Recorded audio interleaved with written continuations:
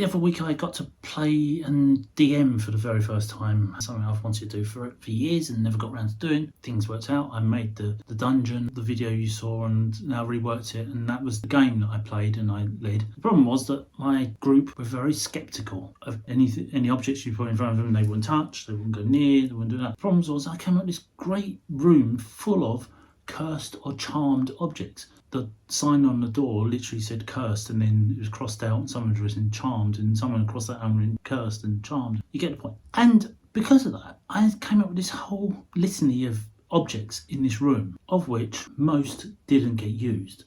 And of those that did get used, well, they were rather underwhelming in their use.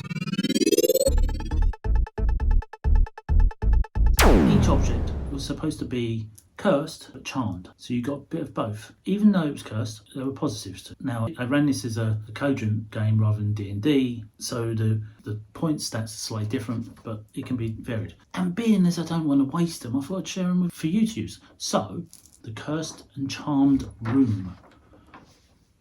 You enter the room and what is presented in front of you looks like a child's bedroom. There's a small bed, desk in the middle of it, and small, cosy and comforting. But there's some objects in the room that just clearly don't look like they should belong there. And every object that is a cursed or charmed object has a label on it. A small brown label hanging off of it, telling you what it is and giving you some indication, if not all. It tells you it's charm, may not tell you it's curse.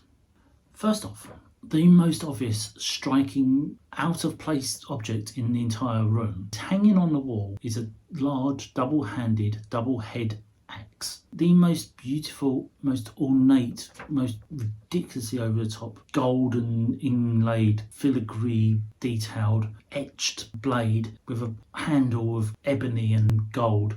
And on the handle is a little plate and it says J. Stiff, the maker's mark. The label saying on the side, it says John Stiff. It gives +1 attacks in combat and +2 strikes on inanimate objects. But as the wielder strikes anything, he must announce and scream out an advert for the blacksmith that made it, screaming something like, "I've got my stiffy, and I polished my stiffy this morning, and I get my stiffy out every chance I get."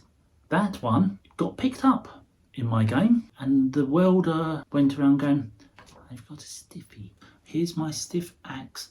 I'm wielding my stiff axe. My axe comes from John Stiff."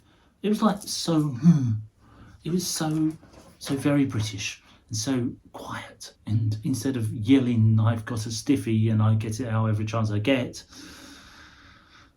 it was a shame. Second, there's a loot that makes the attacker cry and drop his weapons in misery the moment the player is charged or attacked. They pull out the loot, strum and start to sing, perfect for a bard. Attacker will be completely disarmed, have no defense whatsoever, and could be outrightly killed in one sweep. The problem is the singer must continue his chosen song right to the very end, and everyone around will be melancholy, sombre and sad to some degree. Maybe not so as sad as the person being serenaded to. A shield, a gold ornate shield, is propped in the corner of the room. It's gold and bronze and is a fair size. It will protect all that stand behind it from fire, ice, poison, charms, spells, bug attacks, anything. Whatever anyone wants to throw at you standing behind it, you will be safe. The downside is that you, the entire time, or the curse, the whole time you're holding the shield up in front of you, you must dance full Denoshi jig. What a Denoshi jig is? Well, your party members must work this out. They must dance a full jig, and whether it's down to you as the DM whether you get them to stand up and dance the Denoshi jig, but if they do, they have to include the headbanging. Again, it's up to you, but I encourage actual role play of the headbanging each other, the Denoshi jig. Throw health checks and lose a HP per round, but gain 2 attacks per round of combat, and of course you're shielded, so you have advantage. A black silk hanky, a simple black hanky that makes the bearer want to blow his nose and become clear of mind. It has an essence, a wonderful smell. It clears the mind of poisons, potions, charms, anything that will cloud their thoughts, judgments. The only problem is that as you wave it across your face, you will smear poo all over your face. And it's down to whether the rest of the party want to tell them that they've got that. Of course, you don't tell them that, you tell everybody else. If they pick the hanky and clear their mind, who will tell? A pouch of holding. A bag of holding, but small. Big enough maybe for like a pouch of dice, this sort of thing. But it is a pouch of holding. Anything that can fit into the pouch that's maybe this big can go in. So you could fit a sword in if you wiggled it around. You could put anything in there, but nothing will come out. It holds. It's not a pouch of giving back. So anything can go in there. They just don't know that it's not coming out again.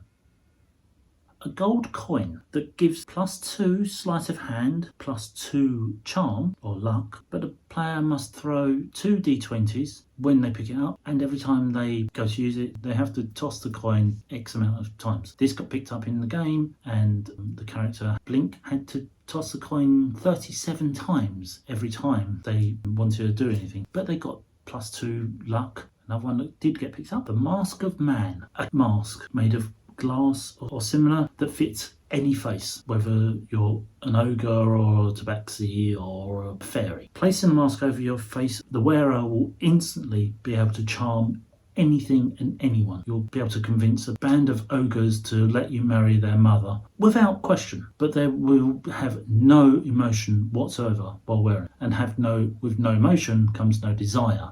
No desire to do anything, to fight, to pursue, no greed, no ambition. This got used, but the wearer wasn't fully committed to the no emotions. They carried on doing stuff. The Infernal Wineglass. A single wineglass stands on the table and is filled with a deep, dark, reddish liquid, assumed to be wine. All good judgment goes out the window if you touch it and you want to taste the wine. Pick up the glass and down the contents in one full swig. The red wine instantly turns to whatever liquid you last looked at, whether that was pee, sewage, water running down a damp wall, blood, spit, who knows? But that's what it'll be, and the glass will refill. And when you next drink it, the same again. Could be useful, maybe not. In the corner of this room is the child's bed. A single, simple bed, just a sheet over it, and beside it is like a nightlight, a lamp, something glowing, making it warm and cozy. Any tired or weary traveller, party member, wanting to just chill out, take the weight off their feet, slumps down on the bed and will just want to lay down. They roll down, roll over, pull the sheet over them and disappear. They vanish. This is the bed of Metro. They reappear in the other bed, the bunk, the twin bed, the other half of the bed. And where that is, well, that's down to you. For me, it was in a guard's room, with a room full of guards coming and going, constantly filling the room. And that was 5 dungeon guards and a Loxodon. So, yeah, there we go. There is a list of random objects that can be used in a game, and one that unfortunately didn't get a lot of use, and I hope that maybe it will be useful for you out there. Yes, you go use it. Any DMs, GMs, or the like, wanting to have use of a charmed and cursed object that can be picked up. Of course, you don't have to have all of them. You could just randomly find a bed or a hanky, whatever it is. There's your random objects just to add into the mix. Hope you like this. Hope it's helpful, and I'll see you again soon. Bye.